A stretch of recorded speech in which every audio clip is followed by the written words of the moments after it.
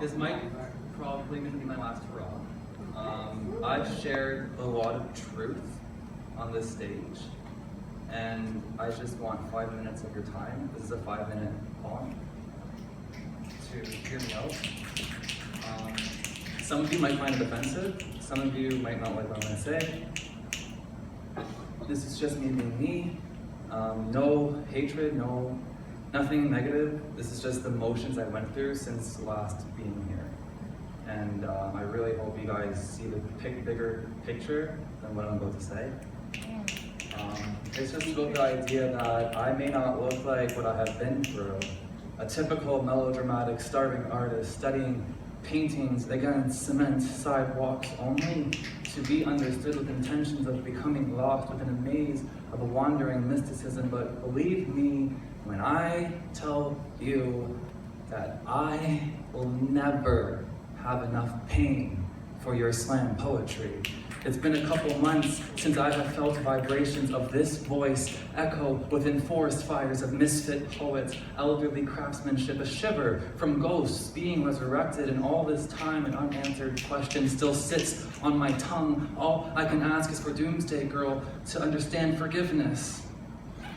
The true meaning and definition of a brash poem never spoken of, titled, "Where is My Sunshine?"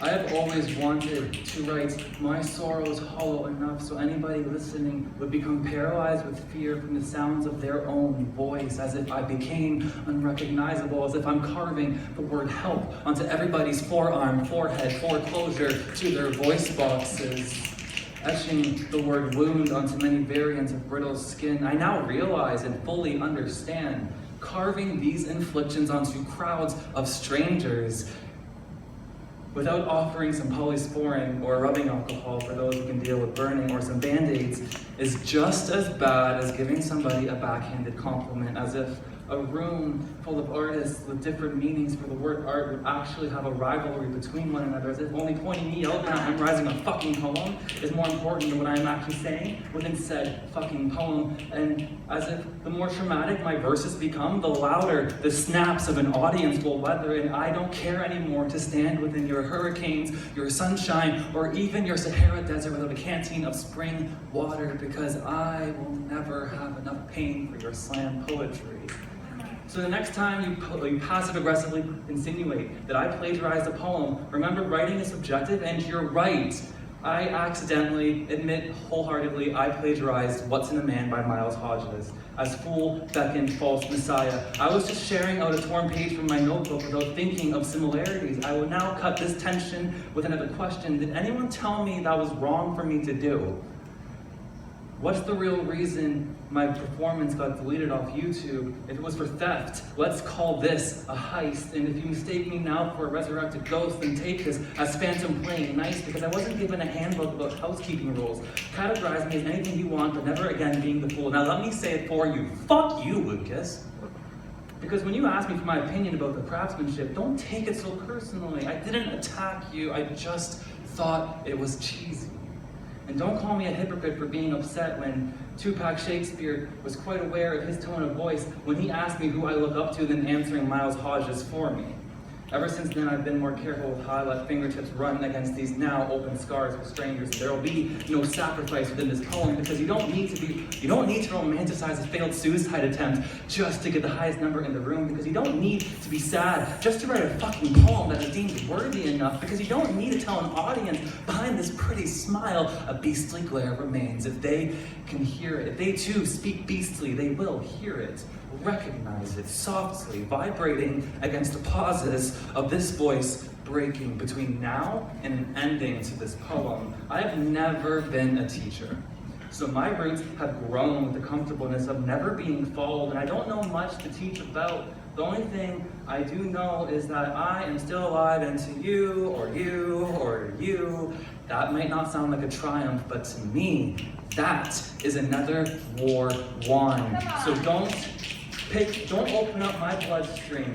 Pick and probe about what's appropriate to share, and then say to me, stop being so catastrophic, as if I never needed the stitches after admitting to basically strangers I'm still struggling with my HIV diagnosis a year later than being told it's basically a great one-liner for a poem, but it's cool, right?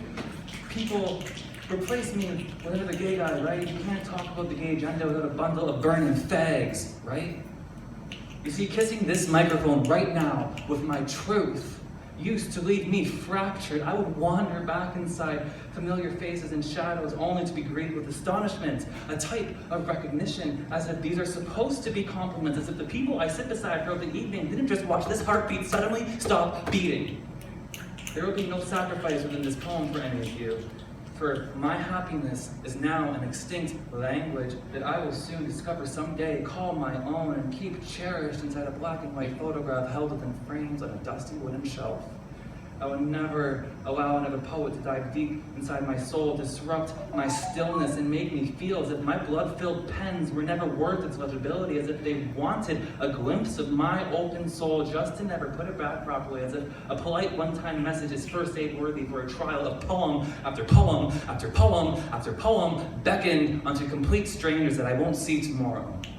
This has left me choosing to merely just be thankful for the art of open conversation over dinner table, choosing to be thankful for the free speech of performance art, choosing to be thankful for the blessings I can still count, choosing to be thankful for weekday bakery specials, for the piano students practicing with open cracked windows, for the humbleness of a homeless man accepting food from these shaking hands, and choosing to be thankful for the seldom joy I am still learning to carve into my being. This is the eldest of craftsmanship. This is the stirring of timeless souls. This is reinvention, reincarnation, revitalization, reawakening, reaping the seeds I sow. Be not as though they were. I had to kill off this wolf inside my bones, and I may not look like what I've been through, because that is how I intended it to be. Change is the most powerful notion. I had to face the mirror no longer as a murderer set in solitary confinement, yet I still felt blood dripping from these hands, puddling porcelain tiles with crimson, and when I gazed at my reflection for the first time in my life, for a mere moment in time, I finally felt good enough. Thank you for listening.